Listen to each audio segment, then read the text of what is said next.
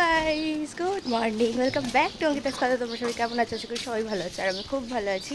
আর এখন সকালবেলা মাথায় গাদা গুচ্ছে তেল মেখে বেরিয়ে পড়েছি। ও হ্যাঁ, সবাইকে জানি শুভ নববর্ষ। তো সকাল সকাল বেরিয়ে পড়েছি, একটা জামা কাপড় অল্টার করতে যাচ্ছি বাবার দোকানের ওদিকে। তো চলো সকালটা এখান থেকেই শুরু করছি, দেখা যাক যে সারাদিন কী করছি না করছি। সেটা তো পুরো ব্লগটা দেখলেই তোমরা বুঝতেই পারবে।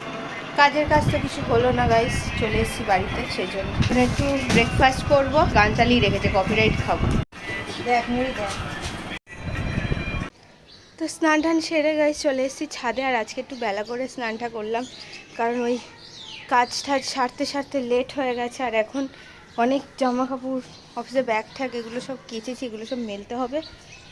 তারপর পুজো দেব, তারপর কাজ শেষ হয়ে যাবে আজকের মতন। আর কোনো আর কি ঘরের কাজ নেই। এইখানে দেখো আমার পুজো দেওয়া একদম সম্পূর্ণ হয়ে গেছে। আর এখানে আমি ওয়েট করছি, কারণ জল ভরা হচ্ছে পাম্পের, যার জন্য ওই জলটা যাতে পড়ে না যায়, যার জন্য দাঁড়িয়ে অপেক্ষা করছিলাম। তারপর নিচে এসে এত গরম লেগেছে ছাদে দাঁড়িয়ে থেকে যে আমি একটু মাজা বের করে খেয়ে নিলাম। তারপরে দেখলাম দিদি আর জামাইবাবু এসছে শুভ নববর্ষ জানাতে সবাইকে। তো সবাই মিলে বসে ওখানে একটু গল্পগুজব করছিলাম। আর আজকে দুপুরে মেনুতে দারুণ দারুণ খাবার আছে। পয়লা বৈশাখ স্পেশাল মেনুতে আছে ভাত, তার সাথে শুক্তো, এখানে মোচার ঘন্ট আর চিকেন কষা। চিকেন তো থাকতে হবে, চিকেন ছাড়া আমার খাওয়া দাওয়া কিন্তু সম্পূর্ণ হয় না। যদি কোনো বলো এরকম স্পেশাল দিনের খাওয়া দাওয়া, আর সানডে চিকেন না হলে যেন আমার মনটা খারাপ হয়ে যায়। তো চিকেন তো সেই জন্য খেতেই হবে। আমার মতন তোমরা কারা চিকেন লাভার আছো অবশ্যই কিন্তু আমাকে কমেন্ট করে জানিও। চিকেনের লেগ পিস না খেলে কি পয়লা বৈশাখ শুরু হয়? পয়লা বৈশাখের দিন বাবা কোনো নিরামিষ টিরামিষ চলে না, চিকেন না খেলে হয় না। তো তারপরে খেতে খেতে মাঝপথে চলে এসছে একটা পার্সেল। এদিকে পার্সেলের বক্সটা দেখে আমি চিন্তিত যে এই রকম কেন অবস্থা, ভিতরে আদৌ কি প্রোডাক্টটা আছে সেটা ভেবে আমি না খেয়েই অর্ধেক পথেই উঠে গেছি। উঠে আগে দেখছিলাম যে প্রোডাক্টটা ঠিকঠাক আছে কি না। যাই হোক, খুলে দেখলাম যে না বাবা, প্রোডাক্টটা তো ঠিকই ছিল। কারণ এর আগে অলরেডি মিশোর একটা প্রোডাক্ট নিয়ে আমার প্রবলেম হয়েছে। সেই ঘটনাটা তোমাদের বলেছিলাম কিনা আমার মনে নেই, কারণ একটা জিনিস অর্ডার করেছিলাম, চলে এসেছিলো আর একটা জিনিস। সেটা রিটার্ন তো হয়ে গেছিলো, কিন্তু রিফান্ড আমার কাছে হয়নি। যাই হোক, দুপুরবেলা খাওয়া দাওয়া সারার পর বিকেল নাগাদ একটু তরমুজ আর আইসক্রিম খাচ্ছি।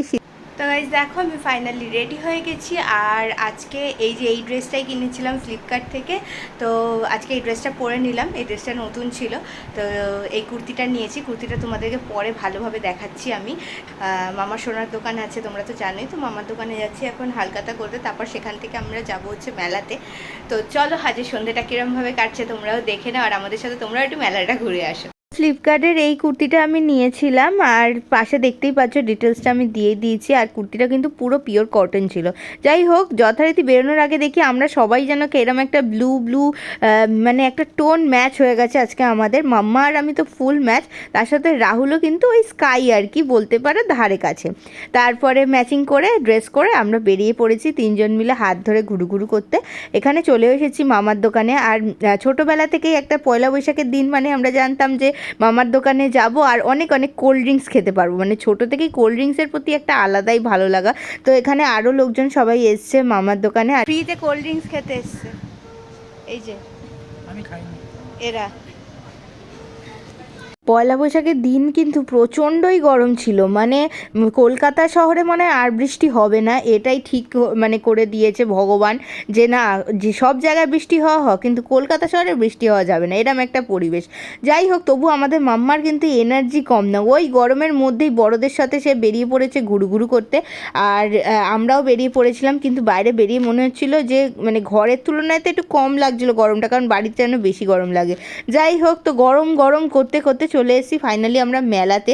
মেলাতে ছিল প্রচণ্ড ভিড়, দেখে না মেলার মধ্যে ঢুকে মনে হচ্ছিল কি মাথা ঘুরেই পড়ে যাব।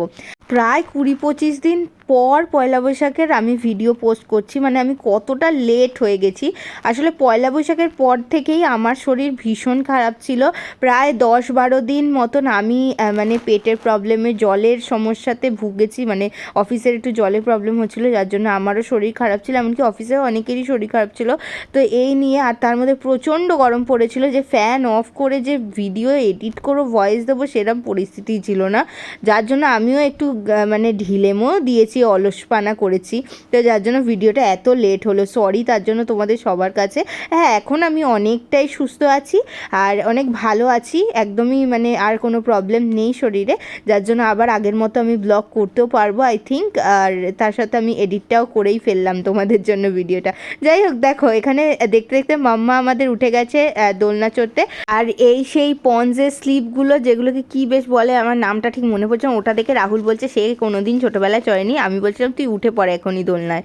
এই প্রথম আমি, দিদি, জামাইবাবু, রাহুল, আমরা সবাই মিলে কিন্তু দোলনা চড়তে উঠছি। আমরা ড্র্যাগন চড়েছিলাম আর আমি মাম্মাকে নিয়ে বসেছিলাম। আমার তো মানে এক্সপিরিয়েন্স কি বলবো, ফার্স্ট টাইম এক্সপিরিয়েন্স, আর খুবই ভালো লেগেছে ড্র্যাগন চড়ে। মানে ফার্স্ট টাইম বলতে মাম্মাকে নিয়ে ফার্স্ট টাইম চড়লাম, এছাড়া আগে তো অনেকই চড়েছি এই ড্র্যাগনটা। তো মেলায় গিয়ে বড় হওয়ার পর এই প্রথম দোলনা চড়া, খুব ভালো লাগে। তো ফাইনালি প্রায় ঘন্টা দেড়েক অপেক্ষার পর আমার বান্ধবীও চলে এসেছে, আর আমরা এখন মেলা ঘোরার পর পাপড়ি চাট আর ভেলপুরি খাবো বলে ঠিক করেছি। আর গরমের মধ্যে কী বা খেতে পারি, তো যার জন্য ওইটাই খাচ্ছিলাম। বাইরে বেরিয়ে মেলা থেকে মানে মেলার ভিতরে তো দাঁড়ানোরও জায়গা ছিল না। আর আমার বান্ধবী আমাকে যে গিফটটা দিয়েছে, একটা আইশ্যাডো প্যালেট, সেটা নিয়ে মানে ছেলেদের কি আগ্রহ, বাপরে বাপ, দেখলে তো তোমরা। তো যাই হোক, দিদিরা চলে গেল, তারপরে আমরা একটু মানে এদিক ওদিক হাঁটবো, ঘুরবো, যার জন্য আমি, আমার বান্ধবী, রাহুল আর মাম্মা চলে যাচ্ছি। আর মাম্মার তো ফেভারিট মোমো, তো আমাদের সাথে ঘুরতে বেরিয়েছে, আর ওকে একটু মোমো খাওয়াবো না তা বললে কি হয় বলো। তো এখানে রাহুল দেখো পুরো নিজের মেয়ের মতন করে ওকে খাওয়াচ্ছে, আর বেশ ভালো লাগছিলো দেখতে। তারপরে আমরা একটা আইসক্রিম খেলাম, আর আইসক্রিমটা খেয়ে মনে হচ্ছে শরীরটা শান্তি হয়ে গেল।